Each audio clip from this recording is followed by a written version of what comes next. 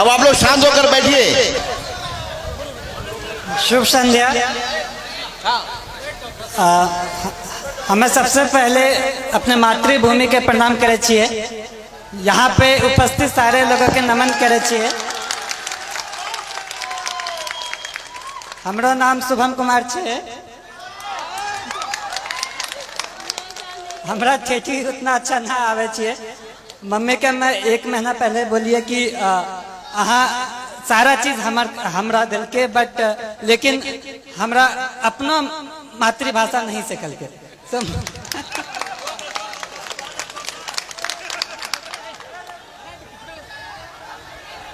आप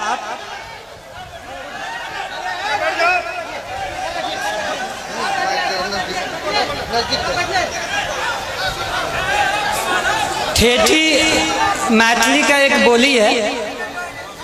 आप अपने बच्चों को सारा लैंग्वेज सिखाइए। आप ठेठी भी सिखाइए, हिंदी भी सिखाइए और इंग्लिश भी सिखाइए। आप लोगों को लगता होगा कि मैं ऐसे ही बोल रहा हूँ,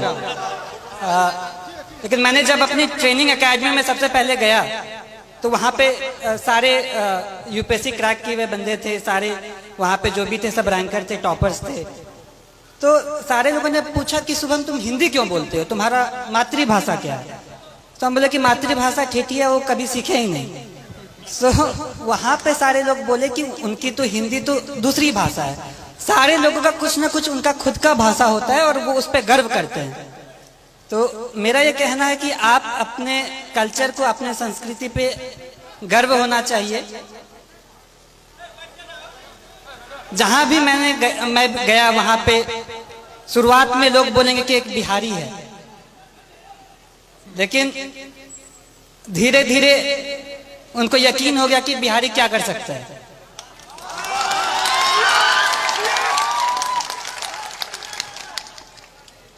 वो बोला कि बिहारी ऐसे बोलता है।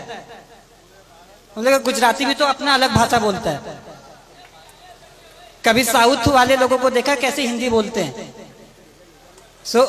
मेरा ये कहना है कि अपने पे आपको कॉन्फिडेंस होना चाहिए, आत्मविश्वास होना चाहिए, अपने पे गर्व होना चाहिए। जब आप अपने को जान पाएंगे तो ही आप अच्छे से अपने लाइफ में कुछ कर सकते हैं, क्योंकि फिर आप अपना 100% देंगे। मैं जो भी हूँ वो मैं अपने परिवार वालों की वजह से हूँ। मेरे परिवार में पापा, मम्मी, चाचा, चाची, दीदी, भाई, बहन, सबका महत्व है। मैं कहीं पे भी गया, हर दिन मम्मी पापा से, हर दिन अपने परिवार वालों से बात किया। तो ये कहने के लिए एक छोटा सा बात है, लेकिन जब आप अपने लोगों के पास रहते हो और उनका फुल सपोर्ट आप पे होता है, तो मुझे ये लगा कि अगर मैं एग्जाम नहीं भी क्वालिफाई कर पाऊं, फिर भी मेरे परिवार मेरा हमेशा साथ देगा। कभी भी ऐसे पापा नहीं बोले कि ये एग्जाम नहीं क्वालिफाई करोगे तो क्या होगा, वैसा कुछ नहीं। तो ये बहुत बड़ा रोल प्ले किया मेरे सक्सेस में। एग्जाम के हर घड़ी में, हर स्टेज पे मैं ये बोला कि पापा इतना मुश्किल है, मुझसे नहीं हो पाएगा। लेकिन पापा कहते थे कि नहीं, तुम कर सकते हो। तुमको जितना विश्वास तुम पे है उससे ज्यादा मुझ पे तुम पे है। तो ये सपोर्ट जो है वो बहुत यूनिक रहा, वो बहुत अलग किस्म का सपोर्ट रहा। और दूसरी बात जो पापा कह रहे थे कि चाचा भी कह रहे थे कि घर का माहौल अच्छा होना चाहिए। तो अभी तक मैं एक इंसिडेंस मैंने नहीं बताया है कि मुझे असल में मोटिवेशन कहाँ से मिला।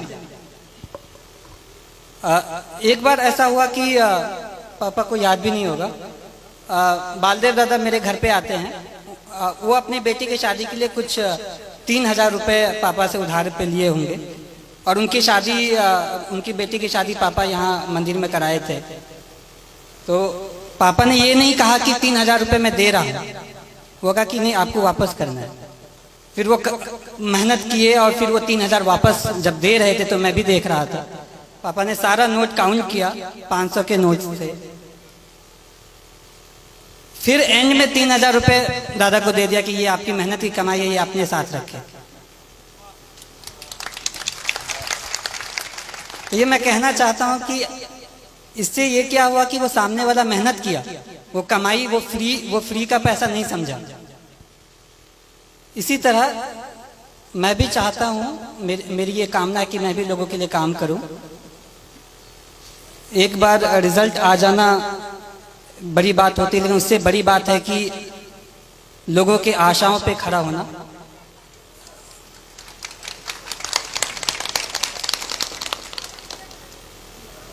मैं भगवान से प्रार्थना करता हूं कि मुझे इतनी शक्ति दे कि मैं हर लोगों की आशाओं पे खड़ा उतरूं। इसके अलावा आप जो भी रहें, लेकिन सबसे पहले आप आदमी अच्छा बने। लोगों ने कहा कि तुम्हारा लक बहुत अच्छा है, एग्जाम क्वालिफाई हो जाता है, अच्छे कर लेते हो, लेकिन मैं ये कहना चाहता हूं कि आपका लक तभी साथ देगा जब आप खुद के लिए आप सही हो, आप दूसरों के लिए सही हो। आप दूसरों की मदद करें, आप पे भगवान मदद करेगा।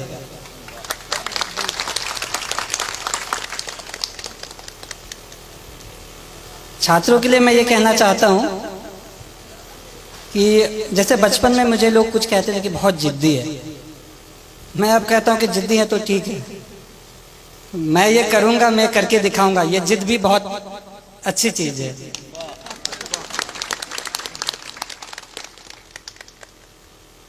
जिंदगी में उतार चढ़ाव हर किसी के जिंदगी में होता है, मेरे भी जिंदगी में रहा। जब विद्या विहार में क्लास 6 में गया तो 110 लोगों में मेरा स्थान जो होता था वो 40-50 के आसपास होता था, लेकिन पापा मुझे कभी फोर्स नहीं किया कि तुमको पहला स्थान ही लाना है। क्लास 6 में ऐसे ही रहा, 7 में भी क्लास 40 के आसपास ही रैंक रहता था। क्लास 8 में किसी ने मुझे कह दिया कि शुभम बहुत लकी है, 40 के आसपास रैंक आता है, सेक्शन ए में चले जाते हो। विद्याविहार में रूल था कि टॉप 40 वाले को सेक्शन ए में रखते थे। तो फिर मैं ये सोचा, मैंने प्रण लिया कि मैं ये करके दिखाऊंगा कि ये बस लक नहीं है, मैं मेहनत करूंगा। छात्रों को ये कहना चाहता हूं कि जब आप प्रण लेते हैं, आपके पास एक प्रॉपर प्लान होता है, आप उसको इम्प्लीमेंट करिए और धीरे धीरे आप खुद का एक बेहतर सेल्फ बन के निकले। आपको ये हमेशा लगना चाहिए कि आज का जो मैं हूं वो कल का जो मैं बनूंगा वो आज के मैं से बेहतर बनूंगा।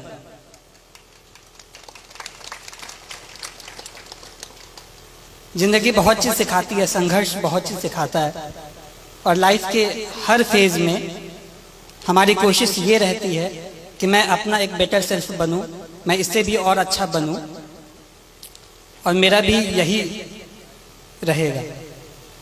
लास्ट में मैं एक पंक्ति बोलूंगा कि कर्मण्ये वधिकरस्ते मां फलेषु कदाचन, अर्थात आप कर्म करिए, फल की चिंता ना करें, फल तो कभी ना कभी आ ही जाएगा। धन्यवाद।